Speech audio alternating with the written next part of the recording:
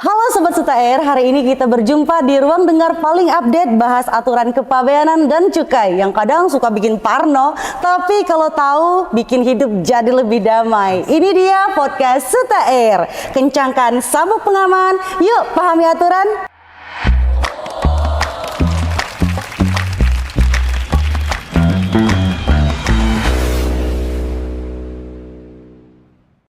Siapa nih yang udah pasang alarm buat tiket promo? Liburan emang bikin asik banget, tapi pulangnya suka bikin deg-degan gak sih? Duh, oleh-olehnya aman gak ya? Kena pajak gak ya? Kok tetangga bisa lolos, kok aku kena pajak sih? Nah, sobat tenang aja, karena hari ini kita akan bongkar tuntas tentang bawaan barang penumpang, aturan pajaknya, dan tips biar aman di bandara. Soalnya hari ini kita sudah mengundang langsung influencer, narasumber dari Bea Cukai, yaitu Bang Dike. Halo Sobat Lepas Landas. Oke, kita sapa dulu ya. Ini hari ini gimana Bang kabarnya? Alhamdulillah sehat. Alhamdulillah sehat. Ini sehat? Alhamdulillah sehat. Terlihat sekali cerah. Terlihat. Tadi dari bandara ya Bang, langsung ke sini ya Bang ya? Saya kebetulan tadi langsung ya dari Jeddah. Oh enggak. Dari Jeddah. Saya dari bandara langsung mampir ke sini. Langsung untuk ikut podcast kita hari ini. Terima kasih ya. udah diundang di sini, acara podcast yang keren banget ini. Semoga iya bisa dong. Ya. Iya lagi. Ya, jadi hari ini kita mengundang Bang Dike, sobat, untuk menjadi narasumber ya Bang ya di podcast Suta Air hari ini yang bertema barang bawaan penumpang. Nah, sebelum kita ke podcastnya sendiri, kita kenalan dulu nih. Bang Dike itu siapa sih? Kerjanya apa sih? Dan di bandara ngapain sih Bang? Gitu, coba. Boleh. Oke. Perkenalan dulu Bang. Terima kasih atas kesempatannya, Feni. Perkenalkan Sobat Lepas Landas, nama saya Dike. Saya adalah pejabat fungsional ahli pertama yang bertugas di Terminal Kedatangan Internasional di Bandara Soekarno-Hatta. Oke. Ya. Jadi bekerja aja di bandara ya Bang. Betul. Ya. Itu di bandara tuh kerjanya ngapain tuh Bang? Kami dedicated di kedatangan internasional ya. Oh. Jadi kalau penumpang datang bawa barang-barangnya, nah nanti yang menghitung pajaknya adalah kami. Oh. Jadi bahasa gampangnya untuk dipahami masyarakat sekitar adalah saya kasirnya bandara. Oh, kasirnya bandara, kasir di Bea Cukai di bandara ya Bang ya. Jadi untuk sobat yang misalnya di bandara ada tagihan pajaknya atau mau daftar IMEI gitu ya Bang ya, itu ketemu Bang Dike. Betul, ya. sama kami nanti. Oke, jangan-jangan sobat yang nonton sekarang ada nih yang pernah ketemu Bang Dike sebelumnya. Ya udah bisa ntar komen di bawah ya. Sapa Bang Dikenya. Oke Bang, kan udah perkenalan nih kita tentang Bang Dike. Ini adalah petugas Bea Cukai yang ada di bandara yang menangani tentang perpajakan dan lain sebagainya itu ya Bang ya. Nah, di sini aku mau bridging sebentar nih. Abang pernah dengar nggak yang namanya influencer hall fenomena? Oh, apa tuh? Oke. Jadi kan belakangan sobat yang nonton TikTok nih ya, sobat-sobat Gen Z dan milenial itu sering banget kan lihat misalnya di TikTok ada influencer yang bikin video memviralkan Bea Cukai. Pernah dengar nggak Bang? Pernah lihat nggak? Oh iya. Pernah ya. Nah, itu Bang, itu karena si influencer ini biasanya ya mostly semua case karena dia ketika keluar negeri, dia keluar negeri nih. Terus dia dititipin nih untuk beli barang di luar negeri sama saudaranya, kakaknya, adeknya, bibinya, pamannya, RT-nya gitu ya. Semua nitip ke dia untuk beli barang. Terus dia bawa ke Indonesia kan barang-barang yang seabrek itu. Nah, ketika dia di bandara, dia ditegah dong sama Bea Cukai karena kedeteksi ya di X-ray dan lain-lainnya. Nah, ketika ditegah tersebut dia nggak mau bayar ataupun apa alasan dia terkait barang tersebut, pokoknya tidak sesuai lah sama ketentuan Bea Cukai itu. Nah, sampai ke Indonesia dia memviralkan itu karena bawaan yang dia bawa banyak, terus dia ditegah Bea Cukai, dia bikin video konten. Nah, itu biasanya fenomena terkait influencer hall yang biasanya just tip Bang, jasa titipan. Iya. Oke, itu gimana sih Bang sebenarnya tangkapan Bea Cukai terhadap isu-isu yang kayak gitu? Mungkin kita bantu luruskan ya di podcast ini ya Bang ya. Jadi memang Feni ya, memang kita sering kali menjumpai ya yang viral-viral seperti itu ya. Memang bad news is good news. Oh, ya, apa jadi tuh, kalau yang viral-viral tentang Bea Cukai itu pasti nggak lama lagi dan rame gitu. Iya. Nah, ini harus kita luruskan di podcast ini. Benar sekali. Kita tujuannya untuk mencerahkan bangsa. Aduh, mulia ya Bang ya. Jadi hal seperti itu memang sering terjadi. Jasa titipan itu ya. Jasa titipan ya, itu memang kita anggap wajar sih sebetulnya ya. Karena begini. Penumpang berangkat ke luar negeri, ada yang biasanya dia pas balik lagi tuh dapat ekstra bagasi, bagasinya antara 20 kilo, 30 kilo. Itu sayang kalau nggak mereka gunakan. Benar rugi ya. Benar. Jadi ada juga yang misalnya bawa oleh-oleh untuk keluarganya, titipan-titipan. Masa iya saya keluar negeri nggak bawa oleh apa-apa? Benar. Itu sebenarnya sah-sah saja, wajar-wajar saja. Nggak ada masalah jasa titipan itu. sepanjang mereka memenuhi ketentuan dan perundangan yang berlaku. Oh, jadi boleh ya Bang just tip itu ya Bang ya? Asal memenuhi ketentuan yang berlaku. Memenuhi ketentuan yang berlaku. Catat sobat, untuk yang mau just tip itu boleh asalkan memenuhi ketentuan yang berlaku. Terus apa aja ketentuannya? Akan kita bahas nanti di pertanyaan selanjutnya ya Bang ya. Nah itu tuh kan tadi kita bahas tentang just tip ya Bang, secara umum lah. Nah sebenarnya sih bagaimana sih Bang prosedurnya ketika orang travelers ya datang ke Indonesia, dari sejak dia turun pesawat sampai keluar bandara tuh Bang, gimana sih proseduralnya, alurnya Bang? Oke, jadi buat sobat lepas landas yang dari luar negeri pulang traveling, kalau turun dari pesawat mereka kan pertama akan melakukan clearance imigrasi dulu ya. Oke, ke imigrasi dulu ya. Paspornya dulu kan. Terus setelah mereka melewati imigrasi, mereka akan ngambil bagasi itu di conveyor biasanya kan. Oh, yang muter-muter itu ngambil oke. Mereka akan mengambil bagasi. Setelah mengambil bagasi, mereka akan memasuki customs area atau area bea cukai. Oh. Itu nanti yang ketemu kami. Nah, tapi sebelum masuk ke area bea cukai, penumpang itu wajib mengisi namanya deklarasi kepabeanan. Oh, sistem deklarasi kepabeanan. Oh, yang biasanya dulu pakai QR code gitu nggak sih Bang? Ya, kalau yang kemarin namanya ECD, Customs ya? Declaration. Nanti akan berubah di 1 September, bertransformasi menjadi All Indonesia. All Indonesia karena dia terintegrasi sama imigrasi. Betul, tadi ya Bang. Direktur Jenderal Imigrasi. Wah, baru nih sobat, nanti 1 September ya All Indonesia yang sistem terintegrasi ya Bang ya. Jadi udah seamless, pelayanannya lebih cepat, lebih canggih lah pokoknya. Wow, keren banget, keren. Itu sinergi antara bea cukai dan imigrasi dan lainnya dan ya. Karantina kesehatan. Karantina juga di bandara ya Bang. Betul. Ya. Wah, keren. Nah ini Bang, misalnya dia tidak mau deklarasi tuh, apa tuh yang terjadi? Kalau dia nggak melaporkan barangnya, wah itu panjang kali lebar sih nanti urusannya.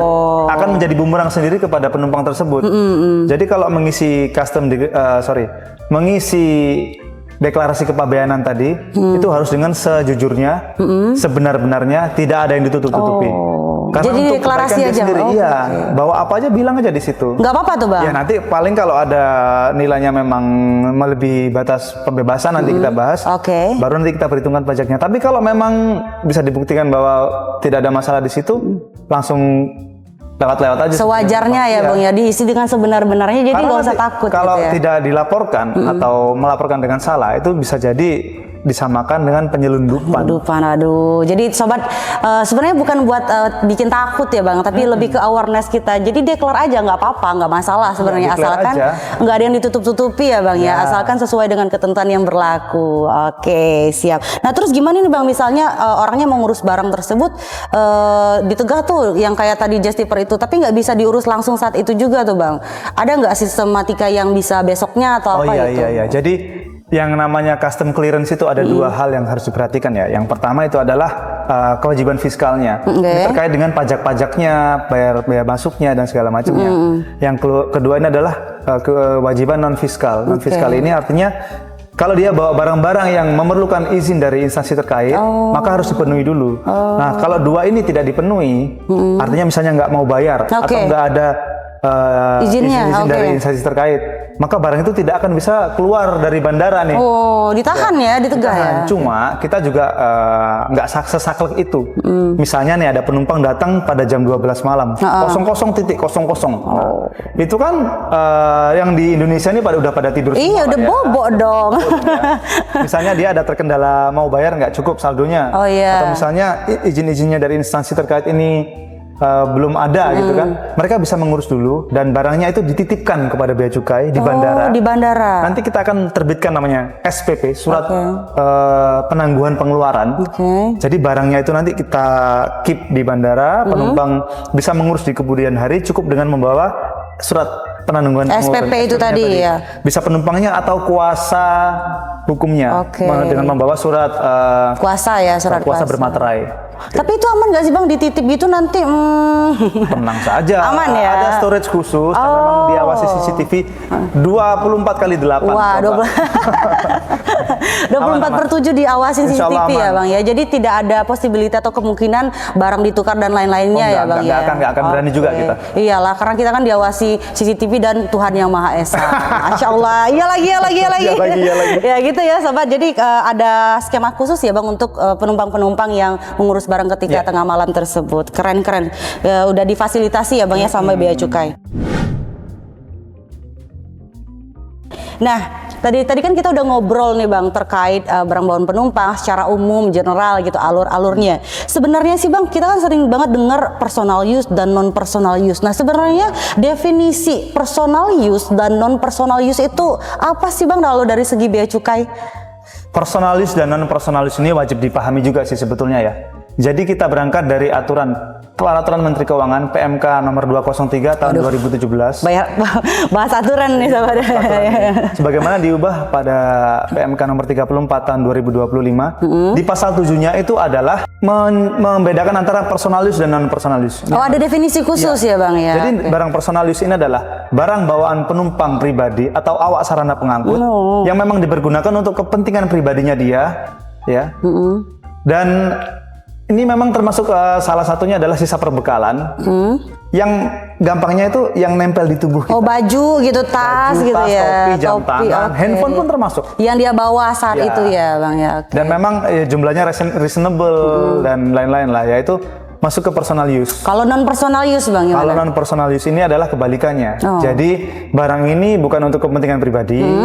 Contohnya misalnya untuk kepentingan korporasi, perusahaan, sampel dagangan, atau memang dagangan itu sendiri. Berarti tadi yang dikomersilkan. Just tip tadi masuk non personal use dong Bang kalau kayak gitu. Karena akan dikomersilkan ya Bang. Betul ya. sekali. Dan nggak masuk personal use. Nggak masuk dong. Walaupun kalau misalnya kan yang just tip kan ada beberapa yang dijual lagi ya Bang ya. Kalau dia buat hadiah kayak gitu juga termasuk non personal itulah. use. Kita tadi kan itu penjelasan pasal 7 ayat 1 ya. Iya.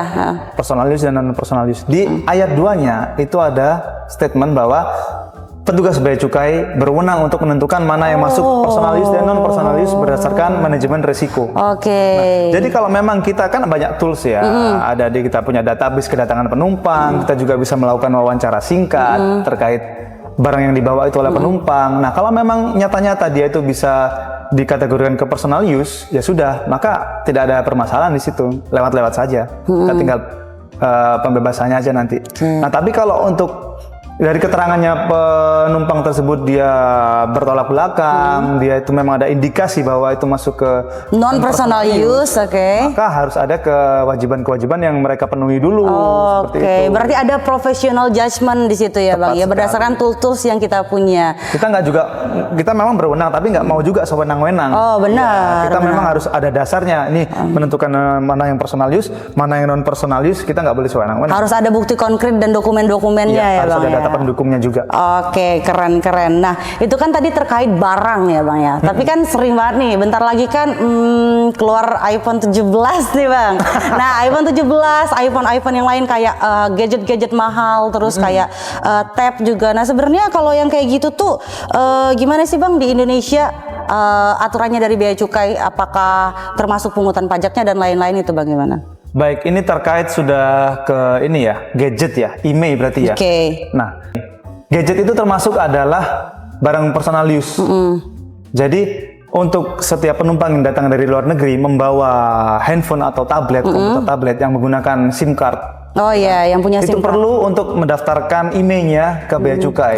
Karena kalau mereka nggak daftar, tidak akan bisa menggunakan operator lokal, operator seluler lokal. Nah, itulah pentingnya pada setiap penumpang yang datang dari luar negeri dan membawa handphone, komputer, tablet, perlunya untuk mendaftarkan registrasi IMEI namanya. Registrasi IMEI nanti akan kita bahas di pertanyaan selanjutnya ya Bang ya. Iya. Tapi terkait registrasi IMEI nih Bang, gimana kalau misalnya handphone atau DSLR atau barang-barang tersebut udah punya dari Indonesia dibawa keluar luar negeri ya, terus dibawa lagi ke Indonesia, apakah kena juga Bang kalau kayak gitu Bang? Oh, ini berarti penumpang bawa barang dari dalam negeri ke luar negeri untuk dibawa lagi masuk nanti ya? Dipakai nih misalnya kayak kamera, tas branded, handphone udah beli di dalam negeri atau sepeda Brompton untuk atlet-atlet ya Bang, itu kayak itu tetap dipungut juga atau enggak tuh Bang? Itu nggak perlu dipungut. Jadi sepanjang penumpang itu bisa membuktikan bahwa barang yang dibawanya itu berasal dari dalam daerah pabean, dari dalam negeri artinya ya.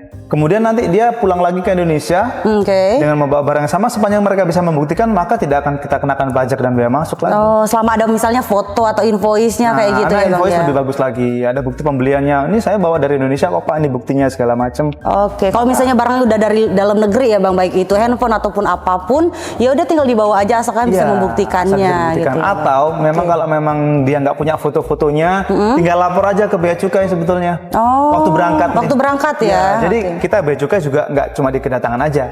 Di keberangkatan kita juga ada nih petugas yang melakukan pengawasan di keberangkatan. Oke. Tinggal lapor aja ke bea cukai, nanti ada tinggal bikin namanya SPMB. SPMB apa tuh Bang, SPMB? Seleksi penerimaan mahasiswa. Bukan. Itu buat kuliah saya dong Bang, bukan. Apa nih SPMB itu ini? adalah surat pemberitahuan membawa barang. Oh. Jadi penumpang tinggal lapor aja ke bea cukai, nanti bikin namanya dokumen SPMB atau BC34 nama dokumennya. Oke. Itu barang-barang yang dia bawa dari Indonesia kita data, kita catat. Nanti kita tulis jumlahnya berapa, jenisnya apa, spesifikasinya seperti apa. Ketika nanti datang lagi ke Indonesia waktu pulang, tinggal tunjukin aja surat SPMB-nya tadi BC34. Oh, jadi nggak usah cari dong foto invoice zaman kapan gitu beli Simple barang, as nggak it, usah pokoknya. ya. Tinggal bawa BC34-nya aja. BC34-nya langsung keluar deh bisa Ya, gitu kita ya Bang. cocokkan lagi kan, kita ambil foto tuh. Oke. Waktu dia berangkat, nah pas pulang kita lihat oh sama nih segala macam. Kecuali kalau dia ada tambahan, nah atas tambahannya itu nanti kita teliti lebih. Beda ya kalau gitu ya sobat ya. Berarti kalau misalnya kayak gitu udah gampang ya Bang ya, tinggal lapor aja pas balik, gak usah takut ditagih 2-3 kali gitu. Kadang ada loh Bang yang berpikir kayak gitu. Berarti itu enggak. salah ya Bang ya, tidak benar ya. Salah kaprah lah ya. Oke, baik.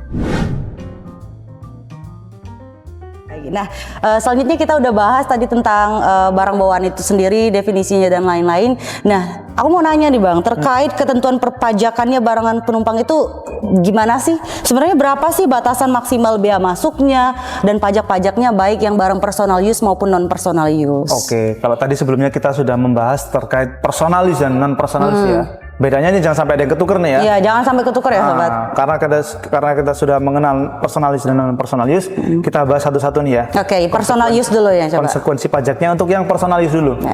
Untuk barang-barang yang bisa dibuktikan memang dia personal use untuk pemakaian pribadi penumpang, mereka akan mendapatkan pembebasan. Oh. Per orang itu pembebasannya sampai 500 US dollar. Wow, besar juga ya 500 US dollar ya Bang ya. ya. Bisa dikalikan dengan kurs sekarang sobat, kira-kira berapa? Kalau komen di bawah ya, kira-kira 500 US dollar itu berapa? 500 US dollar untuk tiap orang per kepala ya. Oke. Nah, untuk barang-barang personal di sini setelah dikurangkan dari 500 US dollar, maka atas kelebihannya itu baru kita perhitungkan pajak dan bea masuknya. Oh. Contohnya nih, ada satu orang membawa dompet LV gitu ya, seharga 800 US dollar. Oke. Dia akan mendapatkan pembebasan sebanyak 500 US dollar. Jadi atas 800-nya tadi kita kurangkan dulu 500, sisanya 300 kita tinggal kalikan dengan persentase bea masuk dan pajak. Oh, terus berapa tuh Bang persentase-persentasenya Oke, itu? untuk persentase bea masuknya adalah 10% flat untuk barang apapun personal use. Kemudian untuk PPN-nya setara dengan 11%. Oh. Jadi kasar kata kalau mau dihitung ya tinggal 300 US dollarnya tadi dikalikan dengan sekitar 22% lah. Untuk barang personal use ya. Oh, Kalau jadi mau gampang tinggal dikalikan 22%. tinggal dikalikan 22% sobat untuk yang personal use. Oh, kalau non personal use sama nggak Bang atau beda nih? Tentunya beda dong. Gimana tuh bedanya tuh? Boleh Jadi dijelaskan kalau dulu. non personal use ini ada 3 hal yang harus diperhatikan. Oke, apa aja tuh? Yang pertama terkait dengan pembebasannya. Oh. Pembebasannya untuk non personal use ini nggak dapat sama sekali. Oh, yang 500 US dollar tadi nggak dapat ya Nggak Bang? dapat. Jadi- Berarti yang just tip tadi nggak dapat juga pembebasan? Berapapun yang dia bawa, invoice-nya kita kumpulkan, kita hitung semua. Oh. Tidak berhenti di situ, ada tambahannya lagi bedanya. Apa tuh Bang yang kedua? Ada PPh-nya juga. Oh, ada Pajak PPh. Penghasilan. Selain tadi kan bea masuk sama PPN ya. Ya. Ini ada nambah lagi PPh Ada ya Bang. PPh-nya. Ya? Jadi selain bayar bea masuk 10%, PPN setara 11%, ada lagi PPh-nya defaultnya adalah 5% untuk yang memiliki NPWP. Oh, kalau yang nggak punya NPWP Bang berapa? Berdasarkan aturan perpajakan tinggal dikali 2 saja, jadi 10% ya. Oke. atau mungkin kalau secara kasar ya semua yang dibawa itu dikalikan sekitar 34%-an lah. Untuk yang non personal use sekitar dikaliin 34%. Dan ya, tidak Bang? berhenti di situ lagi. Oke, Ada apalagi satu lagi, Bang?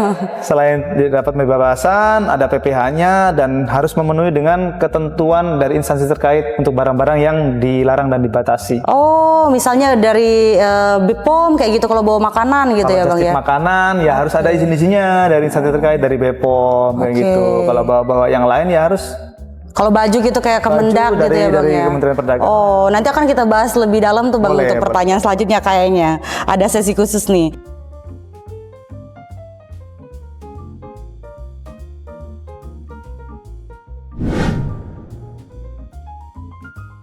Nah itu tadi kan terkait 5 US dollar dan lain-lainnya Bang. Nah ini kan tadi kita udah sempat singgung tentang handphone ya Bang, ya IMEI ya. Oh iya. Nah, tentang IMEI kan. Nah terus untuk perhitungan IMEI gimana sih Bang? Apakah termasuk dengan perhitungan tas misalnya tadi dia bawa tas ya? Atau beda sendiri? Itu gimana Bang? Jadi handphone itu kalau kita kategorikan ke personalis ya, maka kalau dia cuma bawa handphone doang ini misalnya nih, nggak belanja apa-apa lagi, dan handphonenya di bawah 500 US dollar, maka tidak akan dipungut apa-apa. Oh, berarti gratis tinggal daftar aja ya Bang. Sedangkan ya? kalau dia bawa handphone dan juga barang-barang lain, taruhlah sepatu atau tas, itu kita jumlahkan dulu.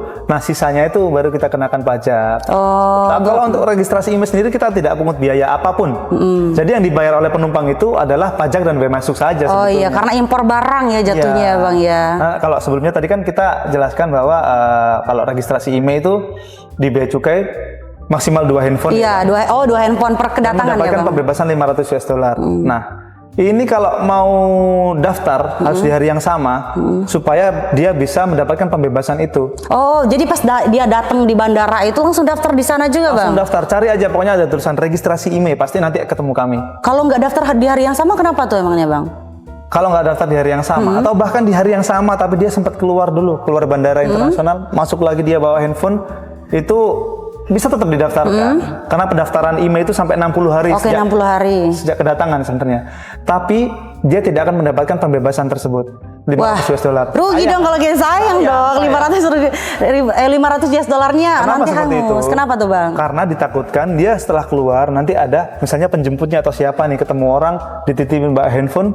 Oh, dimasuk ke dalam lagi didaftarin 2 handphone ya jadinya ya. Didaftarkan di registrasi di bea cukai itu hanya untuk barang yang berasal dari luar negeri. Oh, bukan yang dari dalam negeri ya Bang ya. Untuk bawaan penumpang dan juga barang kiriman dari luar negeri itu di bea cukai dan berlaku IMEI-nya itu selamanya. Selamanya ya Bang ya. Jadi sampai di bandara daftarin saat itu juga di counternya ya Bang, harus ketemu petugasnya ya. Dan aktif selamanya ya Bang. Aktif selamanya sampai HP-nya rusak pokoknya. Oke, berarti yang biasanya beredar di internet terkait aktif IMEI 3 bulan, 5 bulan itu nggak bener ya Bang ya? Itu di luar tanggung jawab bea cukai. Itu berarti ada pihak-pihak yang menyalahgunakan. Oke, dan tidak bertanggung jawab ya Bang ya. Karena kalau di bea cukai itu aktif selamanya ya Bang. Selamanya, pokoknya sampai HP-nya rusak atau orangnya yang rusak. Bukan. Nah, itu kan terkait IMEI ya tadi Bang. Tapi kalau misalnya dia tadi yang kayak misalnya dari penjemputnya beli barang di dalam negeri mau didaftarkan ke bea cukai, IMEI-nya tuh bisa nggak sih Bang? Misalnya aku nih beli di counter. Nah, HP-nya itu Inter katanya, Inter gitu kan.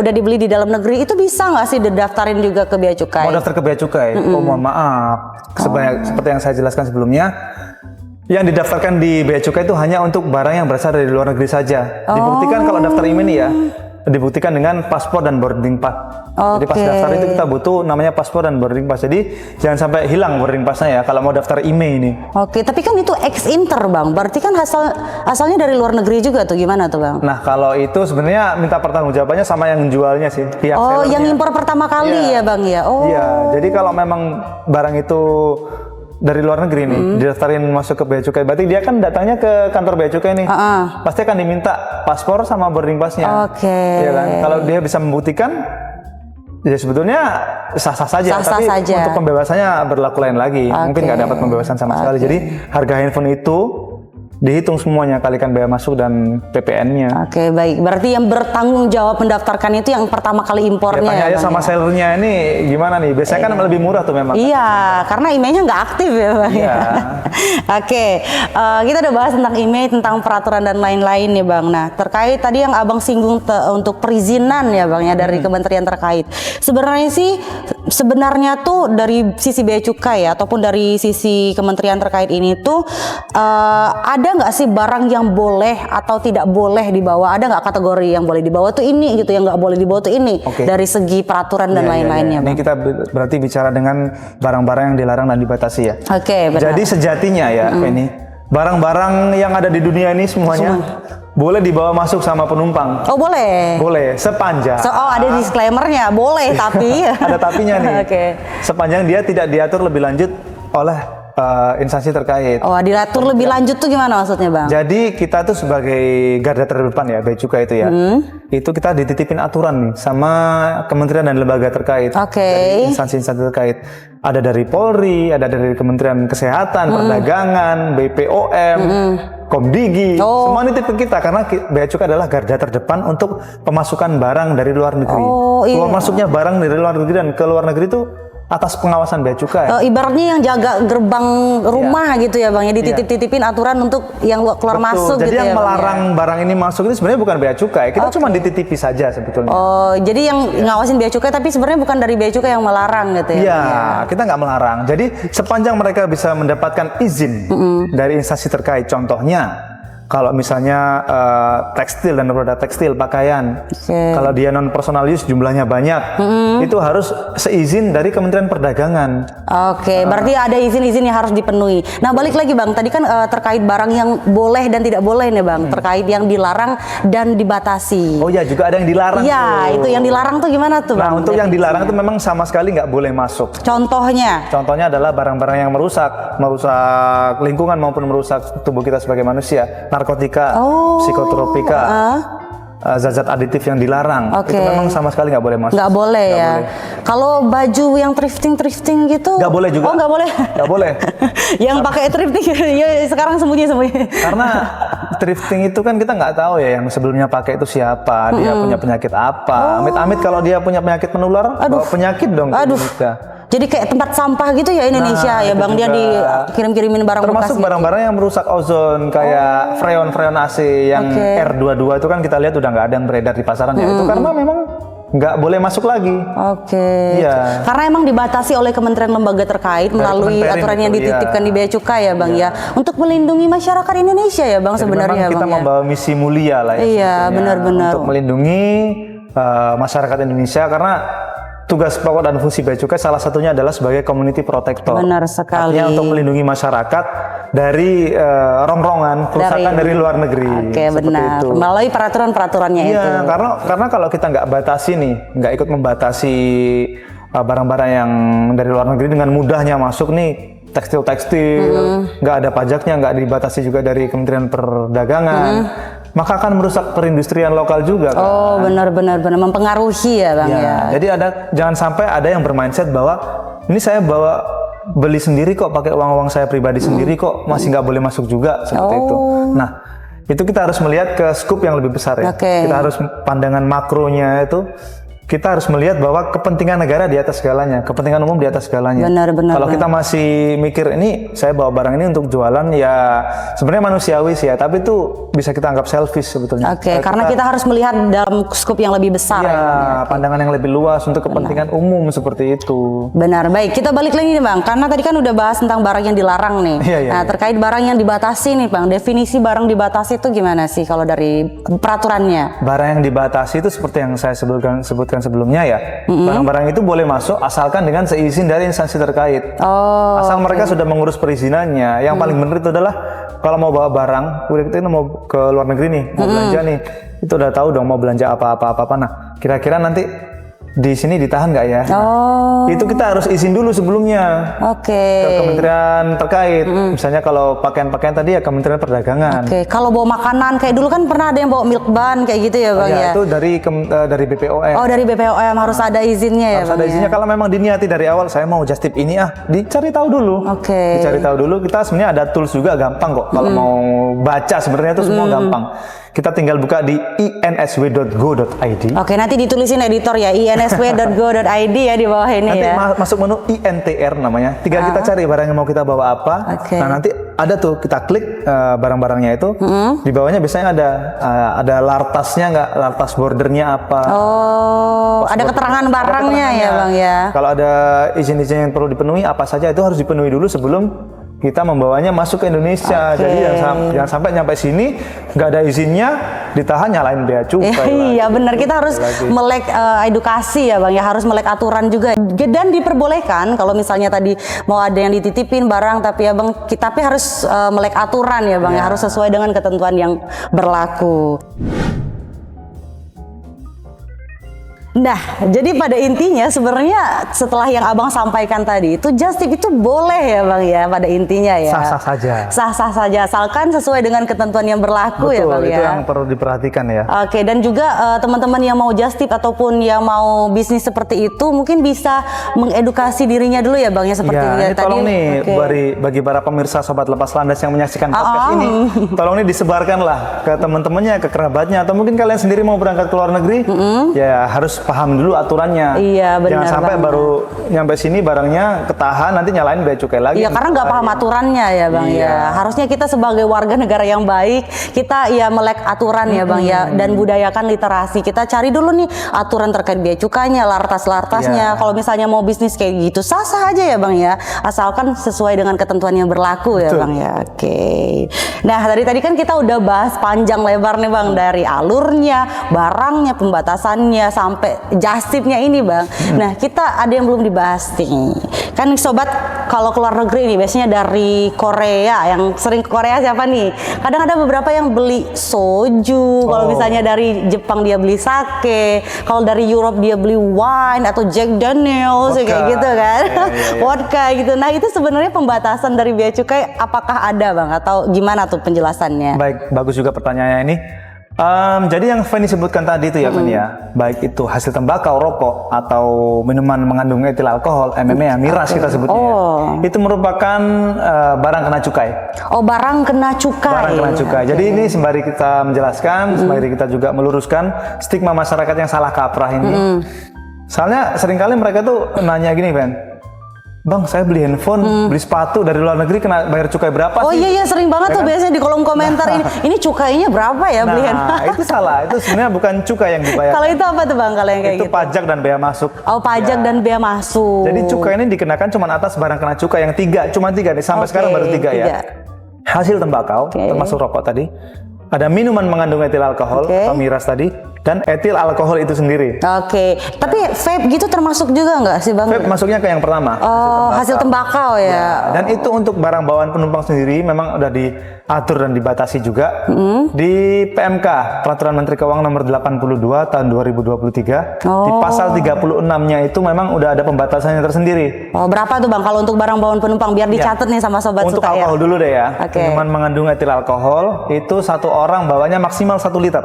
Oh, 1 liter, bukan yang kemarin kan pernah beredar isu tuh 2,25 liter ya, itu salah ya? Enggak, sekarang sudah 1 liter per orang. Oh, 1 liter per orang. Dan orangnya itu harus di atas 21 tahun. Oh, harus 21 plus sobat, 21 Ya, plus. jadi nggak boleh misalnya bapak sama anak datang berdua, bapaknya udah gede pasti ya, anaknya baru 5 tahun nih, tapi dia bawa 2 liter. Lah kan ini saya berdua nih pas anak-anak sama anak saya. Bener. Lah anaknya emang vodka dipakai apa? Pakai mandi. Buat di dotnya nanti podcast. Nge-fly dong. Nge-fly dong, jangan ya. Boleh, jadi harus 21 tahun ke atas. Oke. Nah, kalau untuk minuman beralkohol ya bang ya. Untuk hasil tembakau itu di atas 18 tahun. Kalau untuk rokok kayak gitu ya. Dan vape. pembatasannya paling sering itu rokok ya, bawa rokok ya itu 200 batang. Oh, 200 batang itu yang satu pack gede itu nggak sih bang biasanya? Itu terus cerutu 25 batang. Untuk yang bawa liquid vape, kan vape itu ada yang sistem terbuka ya, yang dituang itu. Oke, yang dituang. Sama pakai cartridge. Nah, kalau yang dituang itu maksimal 30 ml. Kalau yang cartridge itu maksimal 12 ml per orang per kedatangan. Per orang ya bang ya. Sudah ada pembatasannya sendiri ya dari. Dan di atas 18 tahun. Di atas 18 tahun. Nanti akan lebih lengkap ditulis sama editor nih di bawah bisa di screenshot sama teman-teman semua. Tolong ya Mas editor. Baik, berarti itu tadi terkait barang kena cukai ya bang ya. Jadi yang kena cukai ini sendiri adalah ya khusus untuk barang-barang tiga itu tadi. Jadi kalau sobat beli handphone ataupun beli tas itu bukan kena cukai ya bang ya. Itu bea masuk dan pajak. Itu bea masuk dan pajak. Oke. Oke, keren banget ini Bang Dika, kita udah bahas panjang lebar dari awal sampai akhir podcast ini ya Bang ya, terkait bea cukai dan lain sebagainya. Sobat bisa banget nanti kalau misalnya ada yang mau di screenshot aja ya Bang ya untuk podcast ini. Nah, sekarang dari banyaknya penjelasan tadi, maka kita balik lagi ke awal ya Bang ya. Penjelasan awal tentang influencer haul yang sering terjadi just tipper ini. Sebenarnya just tip itu diperbolehkan ya Bang ya, tapi dengan apa Bang tadi Bang? Dengan catatan harus memenuhi ketentuan dan perundangan yang berlaku. Oke, harus memenuhi ketentuan perundang-undangan yang berlaku yang telah disebutkan tadi baik dari Bea Cukai, kementerian terkait dan lain sebagainya ya Bang ya. Jadi Bea Cukai sendiri tidak melarang ya Bang influencer untuk berbisnis, cuma harus ya karena kita negara hukum, kita harus patuh aturan ya Bang ya. Oke. Nah, kalau misalnya dari Bang Dika sendiri, aku mau dong simpulan nih sekitar dari yang kita bahas tadi, simpulan dari Abang keseluruhan secara keseluruhan nih terkait materi kita tadi. Boleh kalau ada simpulan dulu disampaikan dulu. Baik, jadi kalau kita bahas panjang lebar tadi di awal ya, intinya sebenarnya kalau mau bawa barang dari luar negeri itu kita harus pahami aturannya dulu. Pahami aturannya, kalau sudah kita pahami aturannya ya kita ikuti aturannya dong. Jangan setelah tahu aturannya dicari celahnya, dilanggar-langgar atau mungkin ngumpet-ngumpet, nah itu malah tidak baik, tidak menjadi warga negara yang baik. Masa mau jadi penyelundup sih? Jangan dong, karena kita kan semua sobat yang teredukasi ya Bang. Intinya jangan males baca aja sebetulnya. Cari-cari keterangan juga kan, kita juga ada Instagram. Iya, bisa dibaca-baca juga peraturan-peraturan terbaru tentang Bea Cukai gitu ya Bang. Sekarang apalagi sekarang zamannya sosial media. Ya, tapi jangan sampai ketipu juga ya. Ada juga tuh yang menyesatkan, informasi menyesatkan. Jadi kalau mau yang informasi yang benar, yang exact kemana tuh? Ke Bea Cukai Soekarno-Hatta di sosial medianya langsung, nanti akan ada link di kolom komentar ya, di description ya Bang ya. Jadi sobat bisa konsultasi langsung. Kesana aja langsung ya. Langsung, jadi jangan ke akun-akun yang gak jelas, itu lebih baik ke akun resmi Bea Cukainya sendiri. Nah, karena Abang udah nyampain kesimpulannya ya Bang ya sebagai narasumber di sini yang berlaku untuk petugas Bea Cukai, aku mau tanya nih Bang, berikan dong buat kami ini, buat sobat-sobat juga, buat traveler seluruh Indonesia, gimana sih tips-tips biar traveler itu nggak ribet pas pulang ke tanah air untuk ngikutin semua aturan-aturan tadi? Gimana nih tips dari Abang yang dari bandara langsung? Ini karena saya sehari-hari kerjanya di bandara ya, dan menjumpai banyak sekali jenis penumpang yang datang ya. Ini ada beberapa tips yang bisa kalian lakukan, Pak Sobat Lepas Landas. Kalau kalian pulang dari traveling ke luar negeri, yang pertama pastikan dulu kalian memahami aturannya seperti yang saya sebutkan tadi. Yang kedua adalah kalian harus mengisi deklarasi pabean dengan jujur, dengan baik dan benar. Jangan ada yang ditutup-tutupi. Kemudian yang ketiga, kalian perlu namanya kooperatif dengan kami. Karena Bea Cukai itu juga manusia ya sebetulnya. Kami juga paham penumpang itu capek setelah long flight gitu kan. Kalau kalian pengen cepat, ya tinggal kooperatif saja dengan petugas. Semakin banyak kalian menutup-nutupi atau tidak kooperatif, ya niscaya akan lebih lama lagi treatmentnya. Jangan-jangan ada yang ditutup-tutupi nih, seperti itu. Nah, kalau udah kooperatif dari awal, jujur, itu enak, akan flow-flow aja seperti itu. Jadi nggak usah takut ya Bang ya. Ibaratnya analoginya kalau kita lagi ada razia di jalan nih, kalau kita udah bener semua, kita nggak ada. Nggak usah takut dong, langsung aja. Ya kan? Karena di sini sejatinya Bea Cukai sebagai instansi pemerintah ya Bang ya, bertugas untuk menjadi community protector ya Bang, ya, untuk melindungi masyarakat lagi tujuannya. Bukan untuk menghalang-halangi, bukan untuk rese gitu ya Bang, tapi untuk melindungi masyarakat dari ya importasi barang-barang tersebut dari luar negeri ya Bang ya. Nah, ini tips terakhir nih. Iya, tips terakhir apa? Kalau mau bepergian ke luar negeri, cukup bawa barangnya seperlunya saja. Seperlunya saja. Oke, untuk barang pribadi ya Bang ya. Kalau nggak mau ribet ya, bawa seperlunya aja ya. Kalau memang oleh-oleh buat keluarga ya udah. Sepantasnya saja lah. Sepantasnya saja dan dideklar dengan sebenar-benarnya ya Bang, tidak ada yang ditutup-tutupi. Keren sekali Bang Dika. Alhamdulillah banyak banget bermanfaat ya sobat kita hari ini mendapatkan insight-insight baru dari petugas Bea Cukai yang langsung di bandara. Next time kayaknya kita harus ngobrol lagi nih Bang tentang mungkin barang kiriman kali ya, lebih panjang ya. Ini tadi barang bawaan penumpang udah berapa menit nih tadi? Iya, udah panjang ya. Nanti kita bikin podcast lagi kayaknya habis ini ya Bang, yang tentang barang kiriman dan lain-lain. Mungkin sobat-sobat yang importer itu pengen juga nih Bang ngobrol bareng kita untuk barang kiriman. Nanti akan kita buatkan next podcast ya. Nah, dan sobat Lepas Landas juga bisa komen di kolom komentar untuk tema-tema podcast selanjutnya. Kalau misalnya ada request itu bisa ya Bang ya. Kita datangkan narasumber yang langsung mumpuni di tempatnya dan kita ajak di sini ngobrol bareng ya Bang ya. Saya lagi yang jangan dong, gantian ya. Nanti mungkin teman-teman yang di Kargo bisa banget kita bawa ke sini dan ngobrol banget. Jadi silakan komen di bawah untuk tema-tema podcast selanjutnya. Nah, kalau misalnya sobat juga masih bingung nih setelah mendengarkan penjelasan masih bingung gimana mau konsultasi langsung, itu bisa banget sobat langsung hubungi media sosial Bea Cukai Soekarno-Hatta pada link yang ada di deskripsi video ini, atau nanti ditulisin nih sama editor di bawah sini juga ya, minta tolong mas editornya. Dan jangan lupa follow Bea Cukai Soekarno-Hatta untuk konten-konten terupdate selanjutnya, dan pantengin terus podcast Suta Air biar update info terbaru tentang bea dan cukai. Podcast Suta Air, kencangkan sabut pengaman, yuk pahami aturan.